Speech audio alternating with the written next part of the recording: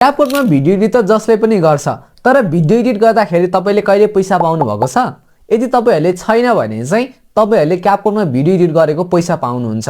त्यो पनि 1000 2000 होइन कि, तपाईहरुले लाखौंसम्म पनि पैसा कमाउन सक्नुहुन्छ। पैसा ही पैसा होगा। मस्त प्लान।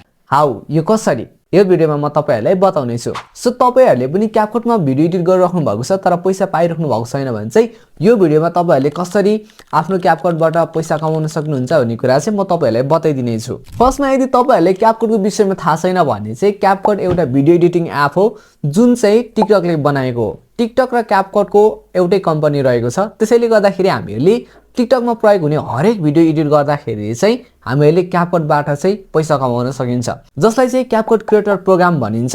र यो प्रोग्राम मार्फत चाहिँ धेरै जनाले चाहिँ अहिले पैसा कमाइराख्नु भएको छ र यसमा हामीले कमाएको पैसा चाहिँ मजाले विथड्र पनि गर्न सकिन्छ। अब धेरै जनाको मनमा क्यापकटमा चाहिँ भिडियो एडिट गर्दाखेरि कसरी पैसा पाइन्छ भन्ने लाग्न सक्छ। भिडियो एडिटिङ एप्स त थुप्रो छ, तर किन क्यापकटमा चाहिँ पैसा पाइन्छ भन्ने कुरा चाहिँ म तपाईहरुलाई बताइदिने छु। यसको कारण रहेको छ टिकटक। हामीले टिकटकमा प्रयोग हुने अधिकांश टेम्प्लेटहरु हामीले देख्छौं र त्यो टेम्प्लेटहरु चाहिँ हामीले युज गर्ने गर्छौं।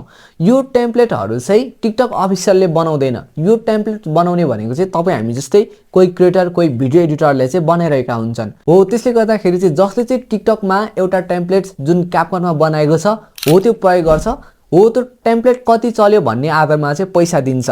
र क्यापकट क्रिएटर प्रोग्राममा चाहिँ सामेल हुनको लागि पनि त्यस्तो धेरै क्राइटेरिया पनि केही छैन। जस्ट म तपाईहरुलाई भन्दिने छु कसरी यहाँनेर चाहिँ हामीहरु सामेल हुन सकिन्छ, कसरी पैसा कमाउन सकिन्छ, यसको चाहिँ स्टेप बाइ स्टेप मैले यो भिडियोमा बताइदिने छु। अनि मैले क्यापकटमा टेम्प्लेटहरु कसरी एडिट गर्ने अथवा यस्तै सम्बन्धी भिडियोहरु चाहिँ तपाईहरुलाई फर्स्टमा जानकारी दिनको निम्ति तपाईले चाहिँ मलाई क्यापकटमा, टिकटकमा अनि युट्युबमा चाहिँ फलो गर्न सक्नुहुन्छ। सो यो भिडियो चाहिँ एकदमै इन्ट्रेस्टिङ हुनेवाला छ। मैले यो भिडियोमा चाहिँ तपाईहरुलाई क्यापकटबाट कसरी पैसा कमिन्छ, क्यापकटमा हामीले टेम्प्लेटहरु कसरी एडिट गर्न सकिन्छ, यसको क्राइटेरिया के छ अनि कति अर्न गर्न सकिन्छ, यो सबै विषयमा चाहिँ मैले यो भिडियोमा मैले बताइदिएको छु। यो भिडियो चाहिँ अन्तिमसम्म हेर्नु होला र मन पर्यो भने हाम्रो च्यानलमा सब्स्क्राइब गर्न पनि नबिर्सनु होला। फर्स्टमा क्यापकटबाट पैसा कमाउनको लागि चाहिँ तपाईहरुले क्यापकट अकाउन्ट क्रिएट गरेको हुनुपर्छ। यदि तपाईहरुले क्यापकट अकाउन्ट क्रिएट गर्नुभएको छैन भने चाहिँ तपाईहरुको मी लेखेको अप्सनमा चाहिँ साइन इन भन्ने अप्सन आउँछ। साइन इन गरेर चाहिँ तपाईहरुले आफ्नो अकाउन्टलाई चाहिँ क्रिएट गर्न सक्नुहुन्छ। त्यसैबाट अकाउन्ट क्रिएट गरिसकेपछि चाहिँ यस्तो खालको प्रोफाइल खुल्छ। यहाँनेर चाहिँ तपाईहरुले आफ्नो प्रोफाइललाई चाहिँ मजाले एडिट गर्न सक्नुहुन्छ र तपाईहरुले डाइरेक्टली टिकटकसँग पनि यसलाई चाहिँ लिंक गर्न सक्नुहुन्छ। र टिकटकसँग लिंक गर्नुभयो भने चाहिँ तपाईलाई भिडियो पोस्ट गर्न अनि तपाईको भिडियो तपाई आफैले पोस्ट गरेर टेम्प्लेटहरु शेयर गर्नको लागि चाहिँ सबैभन्दा सजिलो हुनेछ। त्यसैले भरसक चाहिँ तपाईहरु टिकटकको थ्रु चाहिँ आफ्नो अकाउन्ट क्रिएट गर्नुभयो भने चाहिँ अझ राम्रो हुन्छ। फर्स्टमा चाहिँ तपाईहरुले क्यापकटमा तपाईको अकाउन्ट लगइन गरिसकेपछि चाहिँ तपाईको डाइरेक्टली अप्लाई अप्सन आएको हुँदैन। तपाईहरुले चाहिँ 2-4 वटा भिडियो एडिट गरेको हुनुपर्छ। त्यसैबाट मात्रै तपाईको apply to be a creator भन्ने यस्तो खालको फंक्सन चाहिँ तपाईहरुकोमा सो हुन्छ। त्यसैले गर्दाखेरि तपाईहरुले फर्स्टमा चाहिँ तपाईहरुले 2-4 वटा भिडियो एडिट गर्नु होला।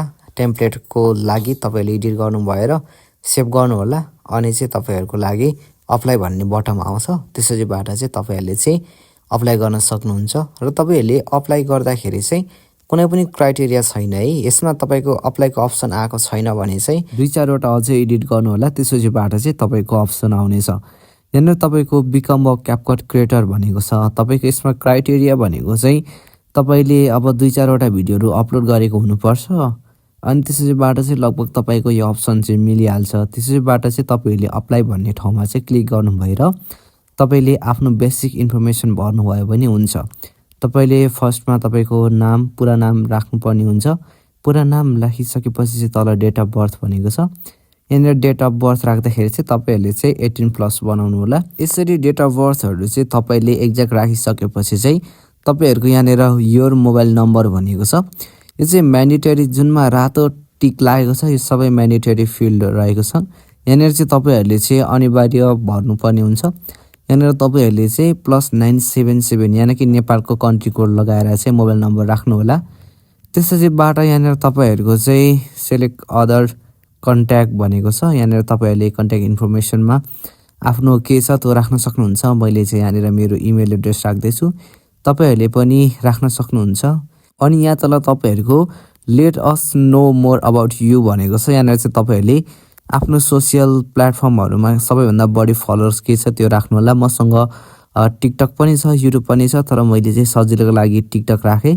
टिकटकको युजर नेम मेरो दिनेछु, त्यसपछि बाट नम्बर अफ फलोवर्स भनेको छ, फलोवर्स कति छ त्यो राख्नेछु। तपाईँहरूको जति जुनमा धेर फलोवर्स छ त्यही राख्नु होला। मैले चाहिँ यहाँनिर मेरो टिकटकमा 8K एबभ फलोवर्स छ भनेर चाहिँ मैले यहाँनिर राखेको छु। अनि भिडियो यहाँनिर चाहिँ एक्जाम्पल भनेको छ, यहाँनिर चाहिँ लिङ्क राख्नु भनेको छ। कुनै भिडियो अलरेडी तपाईँहरूले चाहिँ एडिट गरेर राख्नुभएको छ भने त्यसको लिङ्क राख्न सक्नुहुन्छ। होइन भने चाहिँ यहाँनिर अपलोडको अप्सन छ, यहाँनिर एउटा इमेजमा गएर तपाईँहरूले आफूले अपलोड गर्न चाहेको भिडियो पनि तपाईँहरूले चाहिँ यहाँनिर चाहिँ तपाईँहरूले ग्यालेरीको थ्रु चाहिँ अपलोड गर्न सक्नुहुन्छ। यति गरिसकेपछि चाहिँ हाम्रो यहाँनिर अप्लाई गर्ने प्रोसेस सकिन आँटेको छ। यहाँनिर चाहिँ तपाईँहरूको चाहिँ रिफरेन्स कोड भनेको छ। यदि तपाईँहरूसँग रिफरेन्स कोड छ भने चाहिँ तपाईँहरूले चाहिँ राख्न पनि सक्नुहुन्छ। तल डिस्क्रिप्सनमा मैले रिफरेन्स कोड पाएँ भने तपाईँहरूले लगाइदिने पनि छु। त्यो गर्दाखेरि केही बेनिफिट हुनेछ। नत्र भने चाहिँ तपाईँहरूको यहाँनिर सबमिट एन एप्लिकेसन भनेको छ, तपाईँहरूले चाहिँ सबमिट गर्न सक्नुहुन्छ। अब सबमिट गर्दाखेरि पनि तपाईँहरूको कुनै समस्या हुँदैन र तपाईँहरूले भिडियो एडिट गर्दाखेरि चाहिँ भर्सक अलिक राम्रो एडिट गर्नु होला। त्यति गरिसकेपछि चाहिँ तपाईँहरूले चाहिँ अप्लाई गर्न सक्नुहुन्छ।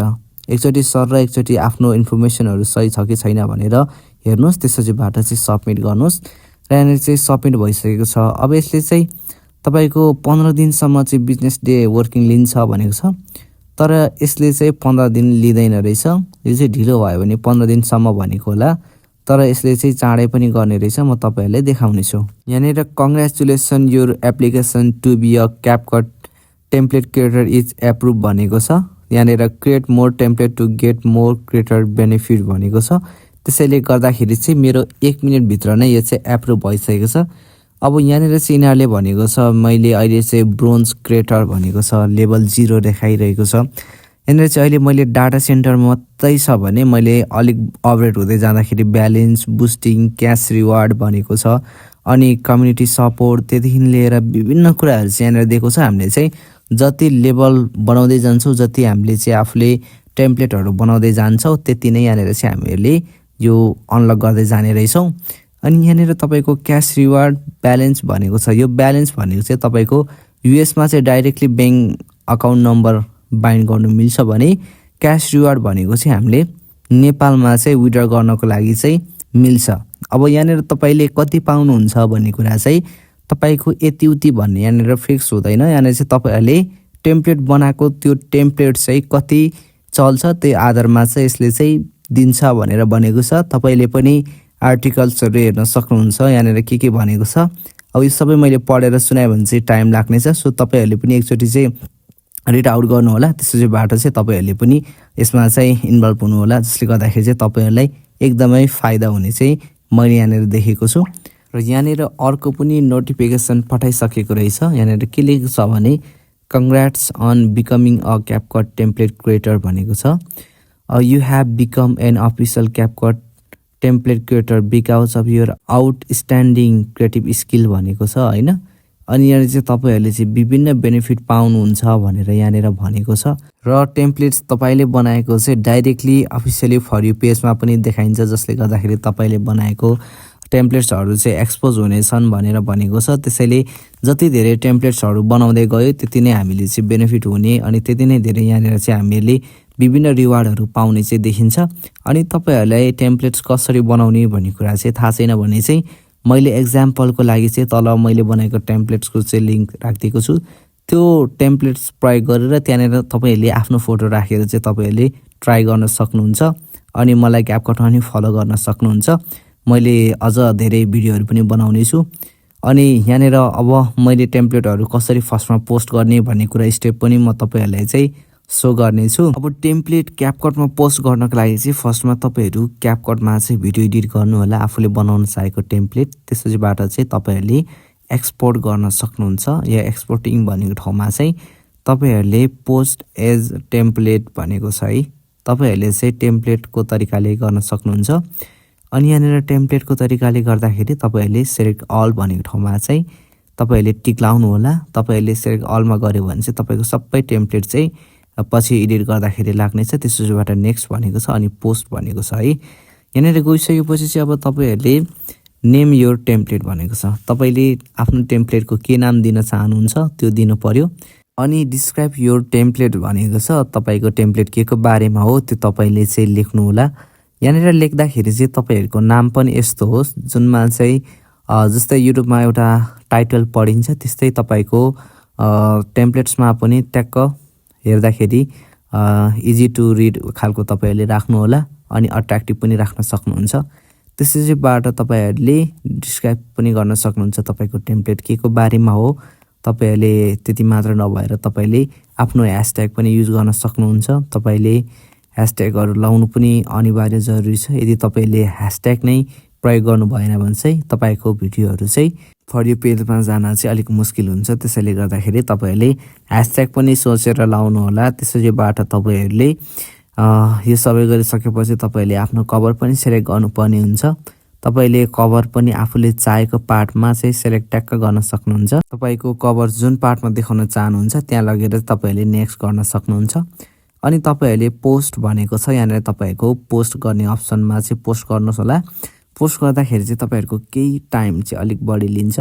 त्यसैबाट तपाईँको यो अपलोडिङ सकेपछि चाहिँ तपाईँको टेम्प्लेट पोस्ट गर्ने काम चाहिँ सकियो। तर अब यसलाई हामीले भ्युज ल्याउनु पर्ने काम पनि गर्नुपर्ने हुन्छ। अब भ्युज चाहिँ हामीले फर्स्ट टेम्प्लेटमा त डाइरेक्टली त कोही पनि आएर बनाउँदैन, त्यसमा कसरी गर्ने भन्ने कुरा पनि म तपाईँहरूलाई यहाँनिर तपाईँहरूलाई बताइदिनेछु। यहाँनिर क्रिएटिङ टेम्प्लेट हुँदैछ, यसमा केही टाइम लिन्छ। त्यसैले गर्दाखेरि म यहाँलाई वेट गरिरहेको छु।